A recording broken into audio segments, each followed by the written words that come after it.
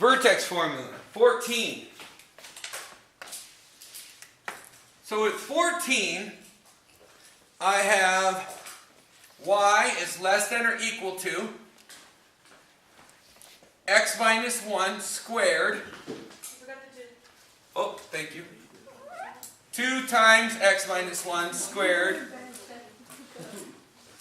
minus 3. Now what this tells me is, remember, the A tells me if it's negative, then it's flipped, right, at the x-axis. Otherwise, it's a stretch, right? Stretch or compression, depending on if it's bigger. This one's a stretch because it's bigger. So it's pulling. It's a vertical, though. This is a vertical. This is vertical. Okay? This is horizontal. Right? That's great and all that.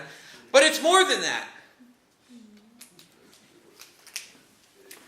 This is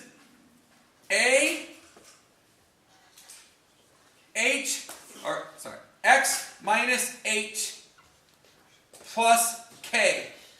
Okay? And it's called the vertex formula. And the reason it's called the vertex formula is why? Kiko. Huh? Exactly. Pay attention.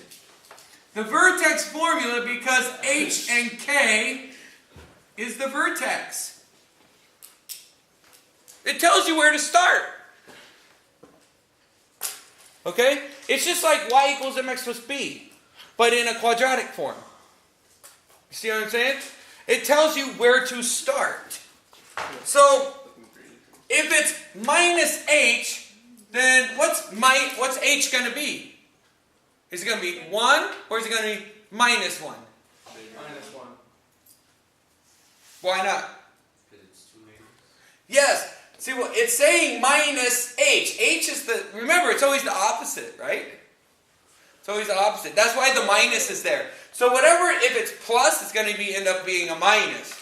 But when it's saying minus 1, h is really 1. Right? Because it's minus h. So h has to be 1.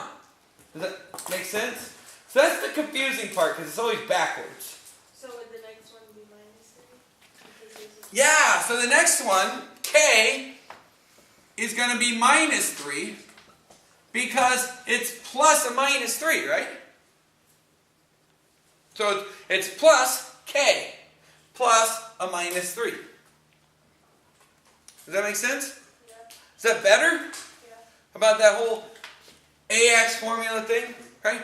But more than that, this is our starting point. This is 1, negative 3. This is where we start. So I can graph 1, negative 3, right? Can you graph 1, negative 3, Nathan? Do you know how to graph 1, negative 3? Yeah? Okay, so which way would I go for the 1? Perfect. And then negative 3? Perfect. Okay? And that's all I'm going to do. Right? That's where I start. Now I need 2 really good points. So what's a really good start? Do you remember our formula? The 4-step plus 1?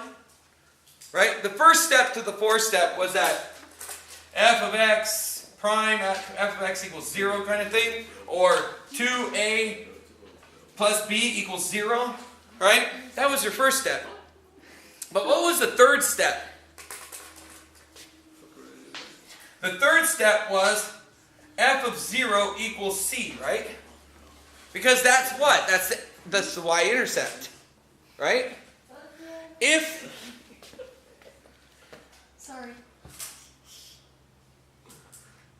we plug in a 0 for x, okay? That's going to start here.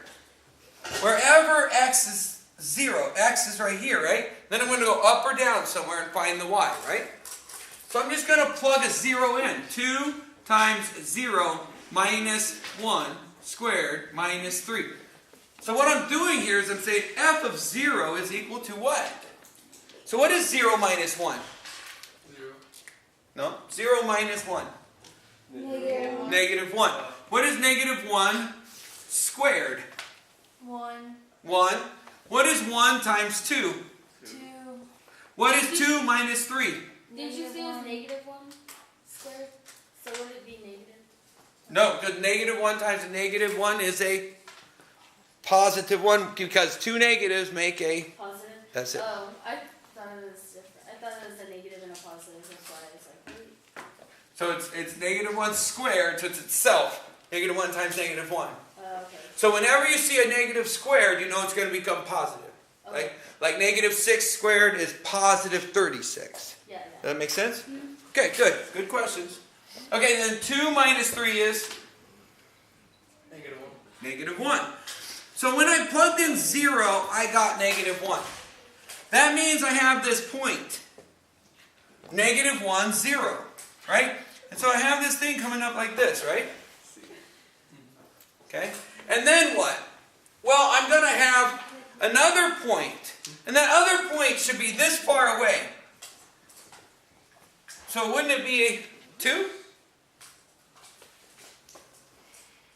Right?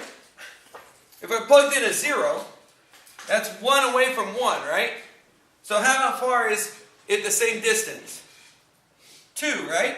It should go like that. Now I can double check it, make sure. If I plug in a 2, it better equal negative 1. So I plug in a 2. What is 2 minus 1? Negative 1. 2 minus 1? 0. No, 2 minus 1? 1. 1. And 1 squared? 1. And 1 times 2? 2. And 2 minus 3? Negative 1. Right? So it worked. Right? Alright, so we have this function. Alright? So we have the function. Now, is it a solid line? Is it a solid line? Why? You said yes, but why? Because it's equal to. If it's equal to it, then it's a solid line. And is this less than or is it greater than? And the key with less than is Less than. it should be able to say less. Does that make sense? Okay? So it's less than. Okay? Less than means where am I going to shade? Up or down? Down. Down. Okay? And that's how we would do 14.